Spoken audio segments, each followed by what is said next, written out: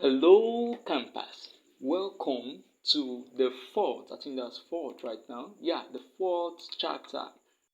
Second to the last chapter of our preliminary course. Today we'll be talking about one of the favorite tools of developer, GitHub. I'm sure most of you have heard of GitHub in one way or the other. You've probably seen it somewhere. And then you'll be wondering what on earth is GitHub and how do I start using it? Well, worry not, this is what we're dealing with today. Now, before we go into what GitHub is, let me first say something really important. GitHub is not the holy grail of development. People seem to have taken GitHub to be like the main. But actually, GitHub is just a tool. It's an example of tool amongst many other tools that we have in development, especially for version control. I'm sure you don't understand what I'm talking about yet, but I'll go to it shortly. Now, let me use an example to explain what Git is all about. Okay, yeah, I haven't mentioned Git. GitHub is a tool under Git. We have something called Git. Git is the main thing. GitHub is just a tool for managing your Git. But what is Git? Git is an open source, that means anybody can use it, program for keeping track of changes in your files. It is a version control system. Note that word, very important. That lets you switch between different versions of your code from different times so that you can always revert to it in case you lose your file or you need to remember something or you have a bug in your current version. Let's do this with an example. Look at this code that I created for a company that sells chips. It has a product called chips. The name of the product is Mongolia Fantasy. The price is 1,000. The quantity is 5. Don't worry about this code. This is just an example code. I don't even know if there's any programming language that runs like this, but don't worry about it. Now, we have the Mongolia chips code, and let's try to see how we can. Let me use this to explain version control to you. This code runs fine. There are 1 million people using our apps that this code is running on the app and it's running fine, there's no problem. But let's say the CEO of the company comes to meet me as a developer, say, Mr. Dev, we want a new feature in the code. I mean, when customers click the button buy, you call a function called chips.checkout and then they buy it. But we want a way that so that when they buy the product, I mean before the quantity of chips available is 5. But once they buy the product, I want the quantity to change to 4. So we are now calling a function. We created a function called chips.deduct1. So we are telling the code that whenever someone buys a chip, deducts from 5 to 1. Now, we haven't really tested this code to see if it will work. We haven't shipped it. We don't want a situation whereby we finish writing the code, we send it to our 1 million customers, and then their app starts crashing and having issues like this time that Facebook had issues with updates or WhatsApp had issues with updates. We don't want that kind of situation. So we want to be able to write this code somewhere else so that if there is a problem, we can always go back to the previous version. How do we do that? Well, we can use Git, but let me tell you what people do before Git was invented. What they do is that they, instead of making a change in the same file, what they will do is just create a new file. They create a new file, go ahead, come here, copy everything that is here, bring it to the new file, then add the new feature, chips.deduct1. Now, while this is, and then they ship this one. Whenever there's an issue, they quickly ship this one back. While this is good in a way and kind of solves the problem, it has a number of issues that come with it. First of all, does that mean that if I want to add another feature, I'm going to have to copy this new file again, paste it in another new file? Let's say we want to add a feature to notify the administrator, like this the CEO, whenever someone buys a chip. We create an object called CEO, put the person's phone number. I'm just going to put my own phone number, by the way. Yeah, you guys can chat me up on WhatsApp, 63102350. Then after inserting the CEO's phone number, we just come here and say, okay, whenever someone buys the chip, CEO.notify. We notify the CEO. We send a message to his phone that, okay, someone has bought the chip, and the message we send to him is chip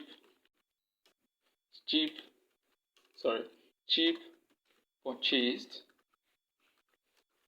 remaining. Then we tell him that when someone purchased the chip, we just have so quantity remaining after someone purchases. Don't worry about this. Don't worry about what I'm writing. Just let's focus on the version control. And then we don't know if this code will work yet. So we shift this code and we realize there was an issue. We just quickly go back to this code. I mean, you see how stressful that is. We have to always upload a new code whenever there's an issue.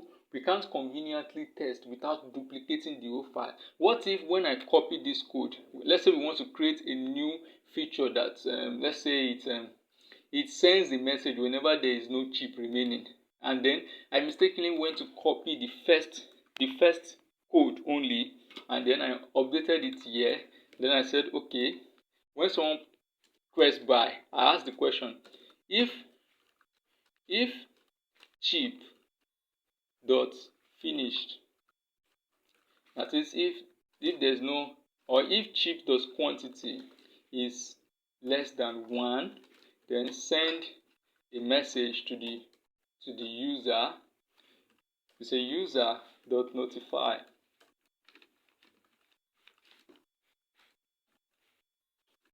no more chips. And so we use this to send a message to the user. Now there is a problem with this code. It doesn't include the features that are added here. It only takes the original code. That's a mistake most developers might make in this kind of file management system. And imagine, what if something happens to all the files? Let's say something happens to this file now, or something happens to this file. I'm going to lose a lot of feature. I'm just using this to explain what version control really is. That is where Git comes into play. This awesome open source software allows us to switch between different versions of our code from different times, so we can always revert to it or get something we want to remember, or if we have a bug in the current version, we can always switch to the previous version. Now you'll be wondering, how does it do that? Now if you use Git, instead of having to duplicate this file every time, Git will let you use just one file for everything. So Git will have a version management system. What I'm currently writing is not part of the code. Let's say this is version 1.0. Let's say this is version 1.1. Let's say this is version 1.2, and let's say this is version 1.3. Now Git will allow you to create just one file that controls everything. So you can always tell Git what you want. So you can say, okay, Git, or let me say this is the main file we are sending to the user. We just say, okay, return the latest version, which is what, version 1.3. This is not how Git works, by the way. I'm just trying to explain things to you. Or let's say there's an issue with version 1.3, you can change it to 1.2, or 1.1, we can change it to 1.0. So Git allows you to just use just one file. You don't need to create this extra file. You can do everything from just one file. You can just tell Git to change the version, and it will change it and replace everything in that version with a new version. So I hope we have been able to understand that. Let me go more in depth into what Git is. So Git, by the way, is a version control, management system. But when the people that built Git built it, they didn't build it with a UI, so you can't see it. You can only run it in the terminal. Let me show you an example. Let's create a new terminal, by the way. Now you can see this is my terminal, and I can call the Git command, and it shows me everything I can use Git to, the branch, the commit, and everything. It has everything. This is the terminal too. I mean, does that mean I need to open a new terminal whenever I want to use Git? No, you can use new tools called Git client. Git client, now Git is a terminal too. It has no UI to satisfy developers and store versions online. Yeah, the two disadvantages with ordinary Git is that, one, it has no UI. The second one is that it stores your versions locally. So if something were to happen to my computer, I will lose this version, this version, this version, and this version, all the version basically. So that is where the Git clients come in. Yeah, where were we? Okay, yeah. To satisfy developers and store versions online, Git clients were made. Git clients are GUI tools, that's the graphical user interface tools, that help developers visualize their Git repository and run Git action with few. Now there are some popular Git clients that are out there.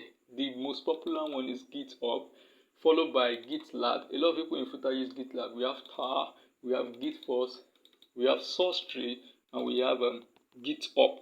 not GitHub, GitHub. Let's talk about GitHub, the most popular one.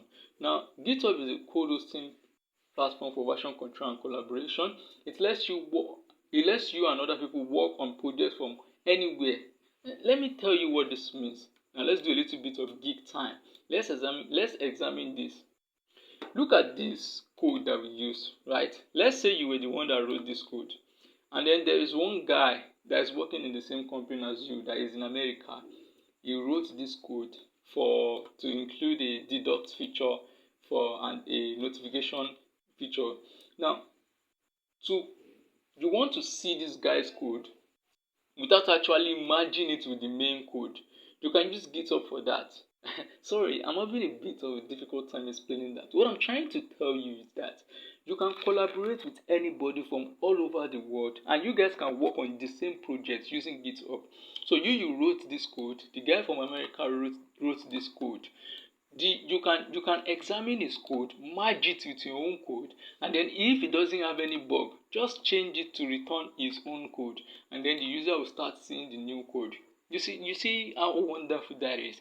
If you don't understand it yet, let's just go deeper into it. Now let's talk about some terminologies in Git. There are some awesome terminologies in Git. Now this is not terms exclusive for GitHub, it's for Git. So you can use it in GitHub too, you can use it in GitLab, you can use it in GitForce, in SourceTree, wherever you are using your stuff. The first terminology I want to talk about, which is the most important one, is your repository. Repository is the most important terminology in Git. Repository is like a container for your project. Think of it like a container for that particular app you are working on, and you want to add to Git for version control. So if you are working on 10 apps, maybe you are working on one food delivery app, you are working on one logistics app, you are working on one fast food app, you are working on one street discussion app, you're working on one social media app, you need to create different repositories for all these apps. Now, everything about that project must be in its repository. A repository on GitHub may be private or public. If your repository is private, anybody can clone. We'll talk about what clone means here. We'll talk about what clone is when we get here.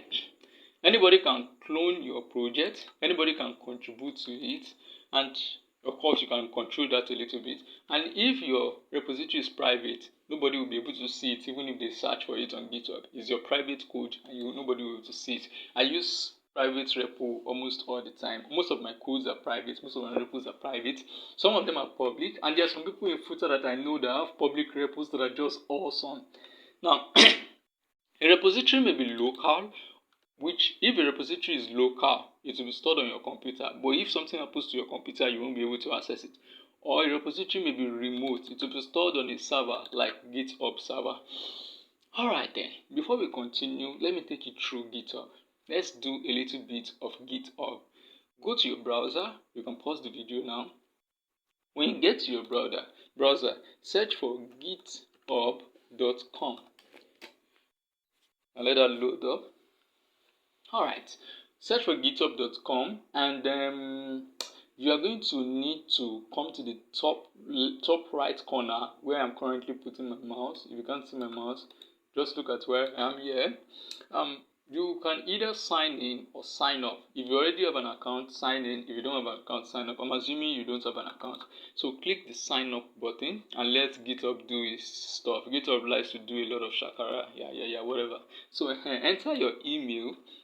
Let's say we are entering admin@monagri.com, and you click continue, and then you create a password and you are in. Once you create a password, you'll be taken to your dashboard. I have already created an account, so I will not do that again. So let's go back to go and sign in. Let me sign in with my account, please. Thank you very much. Alright, while I sign in, one of the best things about the developer, I know some of you are here for passion, some of you are here to make money with your skill. So for those of you that are here to make money with your skill, and even for those of you that are here for the passion, please, one thing you should note is that to be a successful freelancer and get paid, you need to increase your connection a lot. You need to be able to let people know that you can do certain things. For example, you are learning how to develop e-commerce and logistic website. this is the time for you to start telling people about it, that hello you guys, I can do this for you. Tell that man around, that person around you, that I can develop website for you now. So what you should do is go to the WhatsApp group. You will see a link we dropped recently for you to create a custom profile picture for the Monagrow ABCD Bootcamp. Post it on your LinkedIn and your Twitter, and let me show you. This is the link here: getdp.co/hs capital letter R. When you get to that link, you're going to see our custom. You're going to see our custom what's it called now? DP. Click this plus icon, upload your picture, and your information your picture will be showed. Download your picture and go ahead and post it on LinkedIn that, oh, I'm in ABCD Bootcamp. I'll soon be able to develop a website for you, so people can know that when they need the website, they can call you. And when you do that on Twitter, you can tag the Monagrow, but on LinkedIn, tag Monagrow. On other platforms too, you can tag the Monagrow. So tag it so we can repost your post. Now, when you log in to GitHub, you will be taken to your dashboard. This is my dashboard, by the way. As you can see, I've been using GitHub for a while. Look at the left pane here. In this left corner, you can see my repositories. I have a lot of repositories: TouchNote, Monagrow. This is a company I'm working for, and then some other repositories like that. And then, recent activities. Oh, that's odd. It's not showing my activities. That's all right. So so let's go straight in. I told you that the first important thing is repositories, like a container for your project. So let's go ahead and view the repos. I have let's go to, sorry about that. So let's create a new repository then. So our repository, let's go ahead and create a new repository for the ABCD Bootcamp, so that anything we do in this bootcamp will be stored on that repository and you guys can view it anytime. We're going to make the repository public, by the way. So click that new button. You can type the repository stuff. Let's call it ABCD. Right. So description, let's call it ABCD Bootcamp. Monagrow ABCD Bootcamp. Let's make it public. And then should we add a README file? I don't think we should add a README file. Let's not add a README file. Or better still, instead of us to create a repository from the dashboard, this is you creating a repository from the dashboard. Let's see if we can create a repository from the IDE. In the previous tutorial, we talked about how to install Visual Studio Code. So I'm assuming everybody here has installed Visual Studio Code. So let's go ahead and open Visual Studio Code.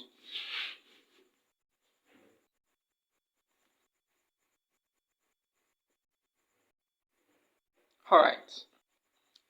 So if there's any question, please don't hesitate to drop it on the group. We're going to open the group for you to ask questions while you study. But if the group is not open, you can just message me on WhatsApp, the person that is always posting on the announcement group, and I'll attend to it immediately. Alright, now you can see here it's telling me that you have not yet opened any folder. So I need to open a folder. Now, projects. When I say create a new project, what I'm meaning is for you to create a folder. So projects are basically folders. So you need to create a folder. Let's create a folder that will represent our projects in ABCD.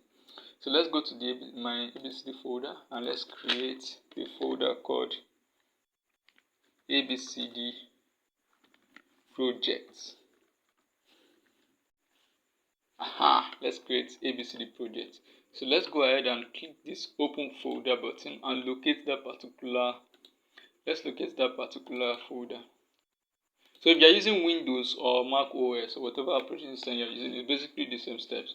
So open, and we have opened the ABCD project. So we have opened a new project. Now we need to add something before we can use version control, that is GitHub and all the Git stuff. We need to add something to our project. So let's add a README file. A README file is usually the first thing you should put in your code. A lot of developers don't add README files to their project, but it is quite important, especially when you are creating a public repository on GitHub. So anybody that wants to view your project needs to know what it is about. So wanna agree ABCD bootcamp codes live here. Don't spam or whatever it is where you won't be able to do that. We have access control system in place. So let's save that. Now in your VS Code, these tabs matter. This part of the stuff matters a lot. The first one is the Explorer. Next one is to search. If you want to search throughout your code, anything you want to search in your code, even if it's text, wherever it is, it will locate it for you. I love VS Code with that. Now the one we'll be talking about is source control. Source control is basically Git. All right.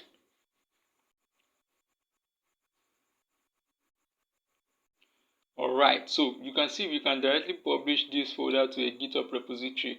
Once published, you have access to source control features powered by Git and GitHub. So let's click this. So let's click publish to GitHub public repository and then select the README. Click OK. Awesome. You can see it's doing what it's doing here. Successfully published Kinect onto GitHub repository. Awesome. Now, this is because I've already logged in on GitHub, but I'm assuming you have not done that already. So when you do that, it's going to ask you to log in to your GitHub account. Go ahead and do that. Let's go back to our GitHub. Now, don't create this repo the way I wanted to create it here. You see, I stopped creating it. So let's go back here and refresh to see our new repository. Where is our repository? We just created a new repo. It should be here. I'm wondering what it's called.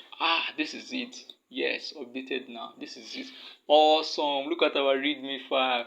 When I agree ABCD code lives here, do not spam. So congratulations guys, we have created a new repository. That is awesome. So you can see the text added to this repository. Let me come to that. So let's move to the next terminology. We have talked about repository. Let's talk about the next big thing, commit. You know, I told you that GitHub and Git helps you save different versions of your file. Now, while that is awesome, you need to tell him to actually save it. It doesn't save it automatically. For example, when we wrote this code, we had to type Ctrl S to save it. Come here, Ctrl S to save it. So, GitHub's version of Ctrl S is commit. And whenever you want to commit, you need to include a message. It's very important for you to include a message. So, go to your VS Code and then let's create a new file, right? Let's create a new folder. For example, let's call it not important. Let's just say everything here is not that important. So inside this folder, while you click on the folder and click the new file icon. How did I create the folder? I click this icon that says new folder. Whenever you don't know what something does, just put your mouse over it to tell you what it does. And then click this create new file. Let's create a file called index.html. After doing that, let's include the standard doc type. Don't worry, you will get to what this is in other stuff. Don't worry guys. So include the doc type. Let's include an HTML tag. Let's include an head. Let's include a body to the website.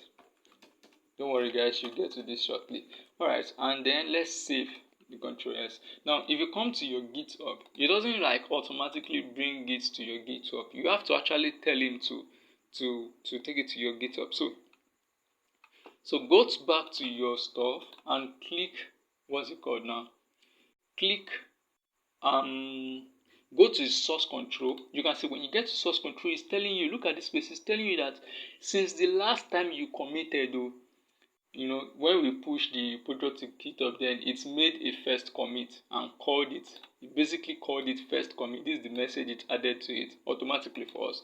But it's not telling us that, okay, you have not committed this particular guy. Now, before you click the commit button, make sure you enter a message. That message is what lets you remember what you were doing when you committed when you made that particular commit. Or it will tell that developer in the United States that this commit is for so and so thing. So let's call this our personal first commit. So let's hit the commit button.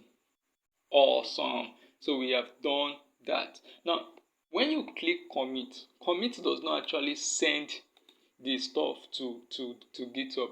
Commit actually creates a version of it locally. And let me show you something in our test. I said this is a command for saving the current stuff in your app. In your repo. You must include a comment, which is what we did our first personal whatever. That yeah. So that's just commit. Now let's talk about the next command, push. While commit helps to create or save the current version, it does not yet upload it to GitHub. So it's saved, but it's not yet on GitHub. It's only on your computer. You need to execute the push command to upload it. So if you come here, you refresh, you can't see our code.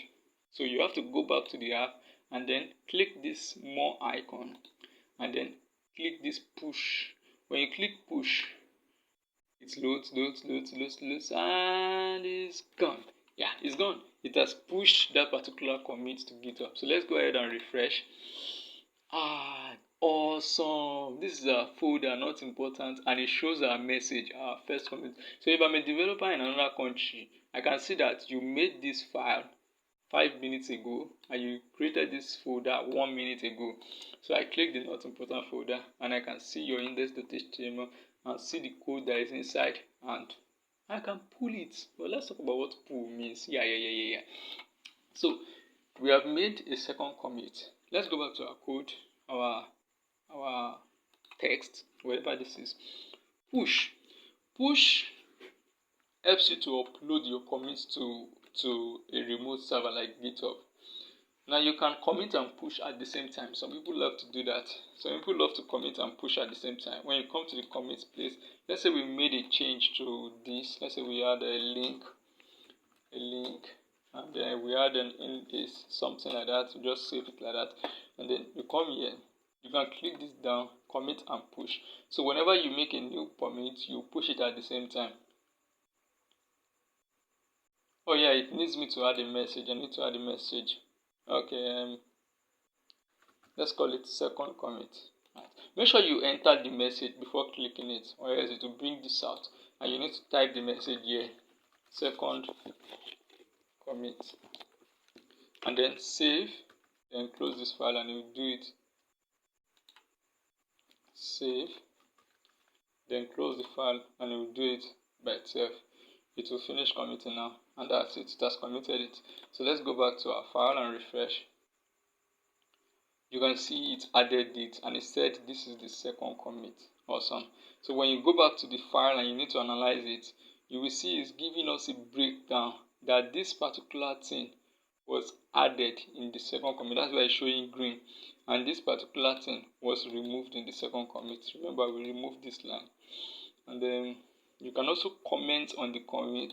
I'm a developer from someone and say, Mr. Man, this commit is, you can say this is an awesome commit, or whatever it is you want to write to it. So you can comment on commits, different commits. This is the second commit. You can switch between commits and so on and so forth. Let's split the difference. You can see this is our first commit and this is our second commit. Very different. This was removed in our second commit. This was added in our second commit. So you can see the way it's controlling different versions of the file without actually having to create a new file every time you add a new version. I hope you guys are getting it. I hope I can just get feedback from you, but you guys can't. This is a one-way channel. I can't hear you from the future, whatever it is. Now, let's see. Push is done. Let's move to the next term. Pull. Pull is just like it sounds. There's not really much to say about it. Although I must say one particular important thing. When push helps you to send your local commits online, pull will help you bring your remote commits locally. So you need to note that pull is 2-in-1. This is a very important thing you must keep in mind. Pull is 2-in-1. It does two things at the same time. It runs a command called fetch and it runs a command called match. What's the difference between them? Fetch will retrieve the commit and bring it locally, but match will now combine that commit with your current code. So you need to be very careful. So instead of using pull, just use fetch. What is fetch? Fetch is a pull without a match. Sorry, I know that's a little bit confusing. Let's come here, right? Let's come here. Let's come here.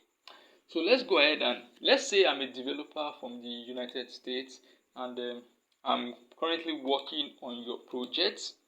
Let's create you know what? Let's create another instance, right? Let's create another instance, another code, another file entirely. Let's create it on a new window. For that, we need to create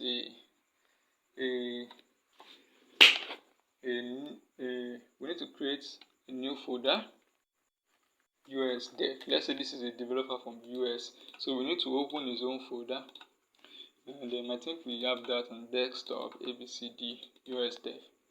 So this guy doesn't have anything. This is an entirely new project, right? So I'm trying to demonstrate what pull and push means. So let me come here, go to version control, and then let me see. Okay.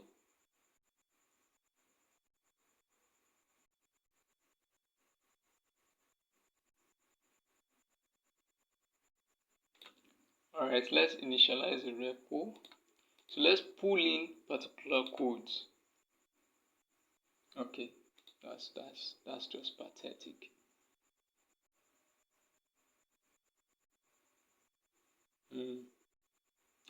Yes, we need to. I should have explained this thing from scratch to you guys. Okay, you know what? Let's go back to the code. Now, what I was trying to demonstrate is the fetch. Fetch is a pull without a match. Sorry, a couple of noise is going to come in right now, but please bear with me. Alright then. So I think we should be charging now. Yes. So let's continue, please.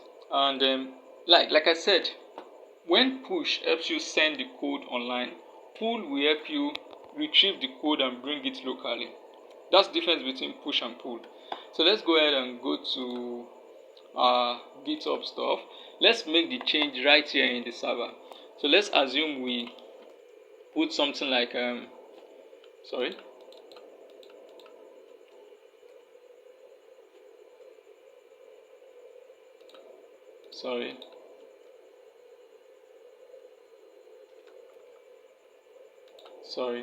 We need to click the edit button. So when you click the edit button, you can come here and say div and hello world. Alright then, and save that. So in the commit message, we will say a commit from the server. So we did this on the server, and so we are going to commit directly to the main branch. And we have made a new commit. However, this commit that we have made is not in our local file. Let's go and check our local file. Sorry, we'll come back to this US developer in a bit. You can see it's not here. It's supposed to be here, but it's not here. So how do we get it to come here? Now I told you pull will get all the files, the changes, the latest changes, and then automatically combine it to your code without even asking you. So if there's a bug in one of the changes made, maybe by someone in the US, this code will just be added to your code straight without asking you. So that's where you need to use fetch. So come here and click fetch. When you click fetch, it's going to give you the changes. So you can see it has fetched and it's telling me that there is one change. So when I click this button, okay, it said the action will pull and push commit from and to origin/master. Said okay, and then just watch that. Awesome! You can see that it brought the change from the server and added it to our code. I mean, that's awesome. So that's what fetch and that's what pull does basically. Fetch initially brought it, and then we had to select and say, okay, we want to put the change. So let me show you what pull will do. Instead of fetch that asks you, pull won't even ask you. So let's edit the file again and say and we are live. So let's save it again and then add another commit message like say from server to. This is our second commit from server. Let's commit and we are done. So let's go back to our VS Code. Sorry about that. Let's go back to our VS Code and pull. So fetch asks us. Pull will never ask you. It won't even ask you. Just click this pull and you can see it didn't ask me if I want it in my code. It just, and there's no way for me to undo it. It just put everything in my code. Also, when you code, VS Code has one special feature that when you add new changes, it will be telling you. You can see it's telling me that this is a new change. Or if you remove something, it will tell me that you have removed a lot of things that were not in your last commit. So you can see, hello world, we are live. And then let me just clear that. So let's add like an heading. Let's add an heading. So it's telling me that Mr. Manu, your code has not yet been committed. You can see it's telling me that I have one change. So let's commit it with our beautiful commit. So once I click the commit button, yeah, you can see it's no longer highlighting it. So once I commit, I need to push it. You can click this button to push, or you can come here and click push, and it will push it to your GitHub, and we are done. So go back to your stuff, refresh your page, and you will see that our beautiful commit is very beautiful.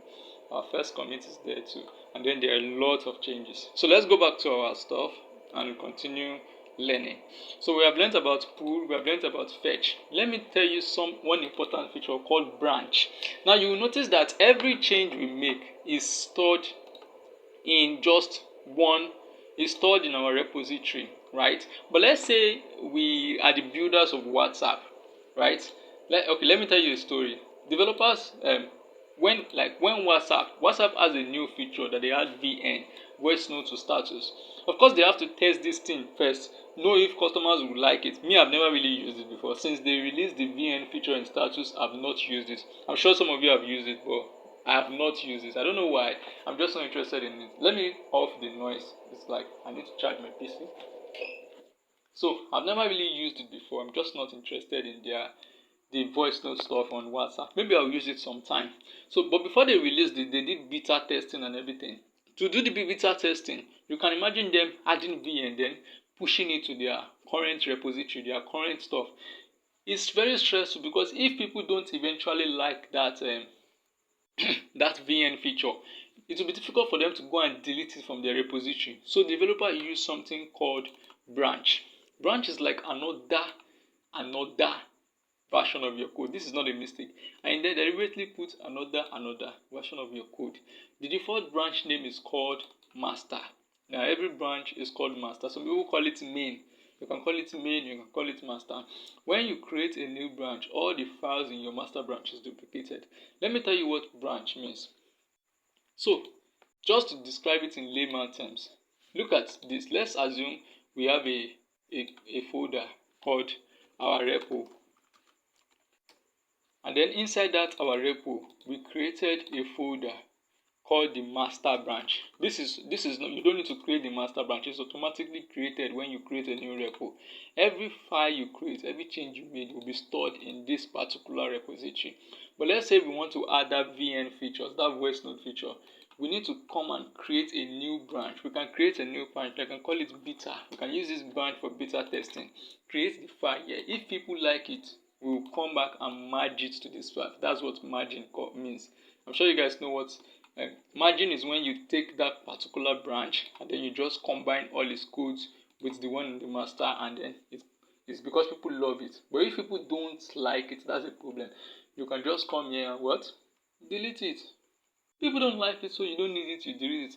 It won't affect what is in your master branch. So that's what branch does basically. I hope you guys understand it. So changes in the branch, leaving your master branch unaffected. So let's say whenever you create a new branch, all the files from your current master branch will be transferred to that new branch. All the commits, everything, it will be duplicated and sent to that new branch. So let's demonstrate that a bit. Enough of words. So let's come here and go to This is our stuff. You can see we are in the main branch. There are no other branch. Let's create a new branch. First, let's view all the branches. Yeah, let's create a new branch. Let's call this branch beta. Let's call it branch beta. And let's set its source as main. That means that every code in the main branch should be immediately transferred to this new branch. Click the create new branch and you can see we have created a beta branch. We have created a beta branch and you can go to that beta branch and then you will see exactly the same thing in that beta branch. You can switch between the main branch and the beta branch. That's the awesome thing. So any change we make in this beta branch, let's say we came here and edited our readme file to include something like this. Sorry. I need to click the edit button. To include something like this is beta branch. So this is beta branch. We can commit our changes and say first beta commit.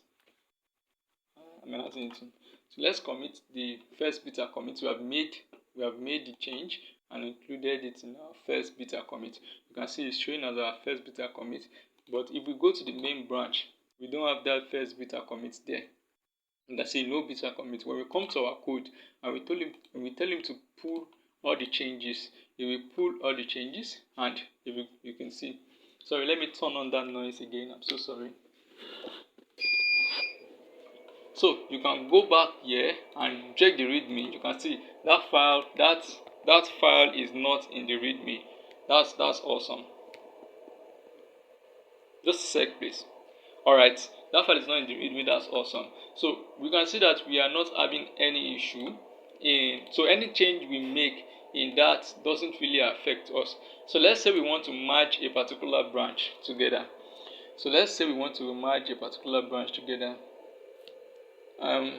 This is main. Sorry. Okay, our branch is not yet installed, it's not yet on this place. Okay, so let's go to our file and then let's come here and edit our readme file. So let's say from VS Code and save it. You can see there's a new stuff. So let's commit and push that. Oh, I need to add the message. I always forget. Branch demo 1. Always add something other developers will understand. So it will commit it and voila, we have it online now. So when you come here, we're in the main branch, right? So let's refresh the main branch. And then as you can see, as we're in the main branch, it can show the branch demo 1. You can see it here. So if we change back to the test branch, the beta branch, you can see that we don't have that's commit just made there. So whenever you are committing to a branch that is not on the main branch, you need to go to your settings and change the branch. Or more importantly, you can just create a new branch from this. Alright then. So also if we make changes to the main branch, let's go back to the main branch. If we make changes to the main so let's go ahead and edit our readme file from the main branch. So it's saying from VS Code, then let's add from main, and then let's save that update readme 1. Let's just call it it's committed that. Alright, then that's awesome. So come back here and there are new changes, so you can just come here and say pull. Now there's a feature to allow VS Code to be asking for changes every minute, so you don't always have to come here and pull. It will tell you when there are changes. So let's pull. Don't forget pull. We should have pull with rebase.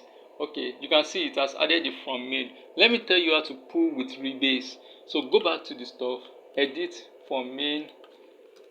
Let's add a demo and let's commit changes. So let's call this 2. So commit the stuff. Now come back to your VS Code. But this time around, when you want to select pull, tells this pull with rebase, so you can show you the stuff. Sorry. Okay. Alright. Alright, so that's what branch is basically. I hope you understand. When you need to make something that might destroy your app and you're not sure yet, create a new branch for it. Now merge, I'm sure you understand what merge is. So if your branch is okay to go, just merge it to the master branch or the main branch. Clone, yes, clone is when you make a local copy of your repository. You can clone your own repository, you can clone other people's repository. So let's go back to our US code guy. Let's go back to our US code guy. So this is our US code guy. Okay, let's go and click clone. So let's clone from GitHub. Yes, we want to clone our ABCD project. What we're telling him is that take all the stuffs in the ABCD project and bring it to your own. This is a different project. Let's assume this is someone from US. So you just click your ABCD project